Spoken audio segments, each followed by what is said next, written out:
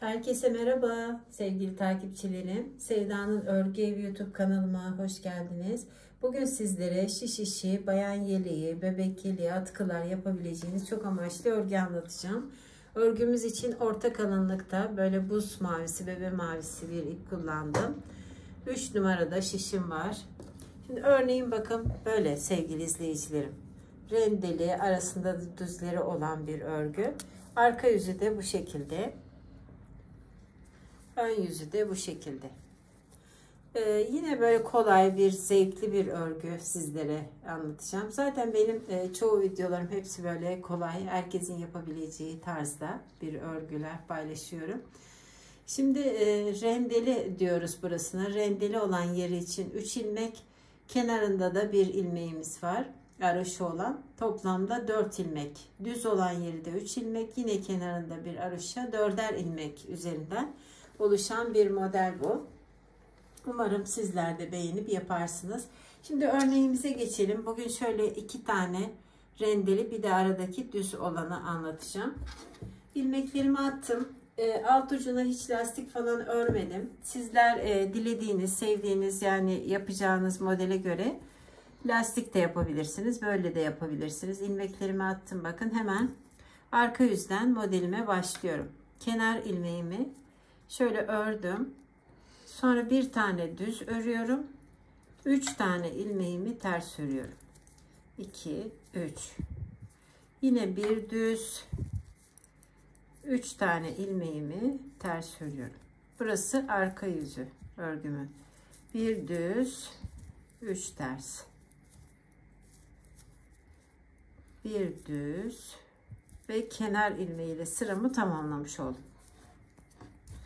Şimdi ön yüze geldik. Ön yüzde kenar ilmeğimden sonra bir araşı ördüm. Bakın 3 tane de ilmeğimi düz örüyorum. 2, 3. Bir araşa, 3 düz. Tam tersi. Arka yüzde ters ördük. Burada da düz örüyorum.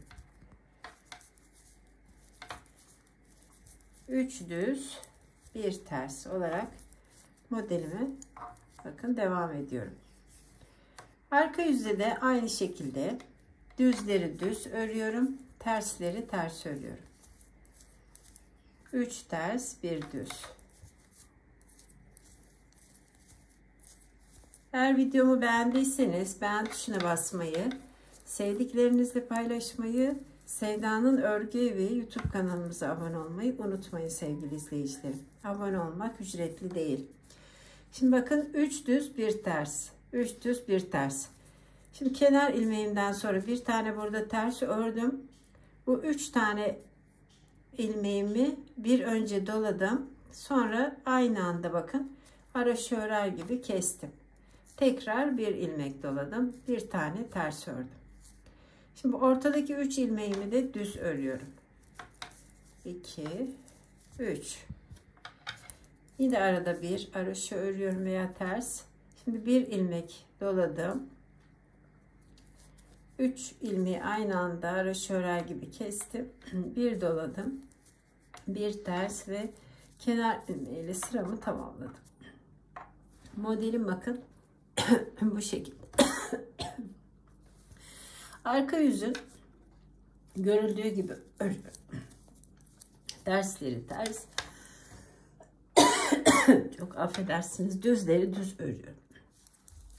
Ben böyle sıramı tamamlarken siz örneğimi yakından izleyin. Bir düz, 3 ters. Bir düz, 3 ters olarak arka yüzde modelimi tamamlıyorum. Şimdi tekrar bakın bir örneğim oldu değerli izleyicilerim. Şimdi ikinci model için aynı şekilde bir tane ilmeğimi ters ördüm. 3 tane ilmeğimi de düz örüyorum. 3 düz, bir ters. Hiçbir değişiklik yok. Devam ediyorum. Yine aynı şekilde. Sadece bir sıramızda rendeli olan yerini yapıyoruz. Şimdi arka yüzdeyiz yine. Düzleri düz örüyorum.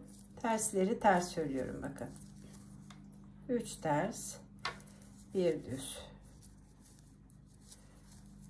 3 ters, 1 düz olarak devam ediyorum modelime. Ve kenar ilmeğiyle sıramı tamamladım sevgili izleyicilerim. Şimdi yine ikinci modelin kuruluşunu anlatacağız.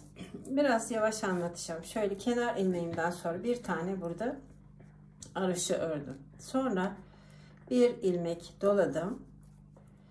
3 ilmeği haroşa örer gibi aynı anda kestim. Bıraktım ve tekrar bir ilmek doladım. Yanında bir haroşa ördüm. Şimdi bu aradaki 3 tane de ilmeğimi yine düz örüyorum bak. 1 2 3. Yanında bakın bir tane haroşa var. Sonrasında yine bir ilmek doladım. 3 ilmeği haroşa örer gibi aynı anda kestim, bıraktım. Bir doladım.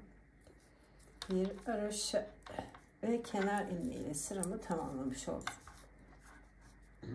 Bakın 2 örneğim oldu sevgili izleyicilerim.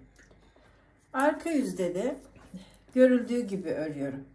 Düzleri düz ördüm. Yani bir düz 3 ters. Bir düz 3 ters olarak devam ediyorum. Bir düz 3 ters.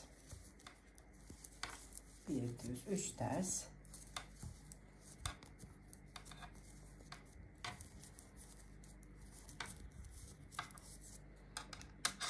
Şimdi ön yüzde tekrar görüldüğü gibi öreceksiniz. Bir ters 3 düz, sonra bir ters 3 düz.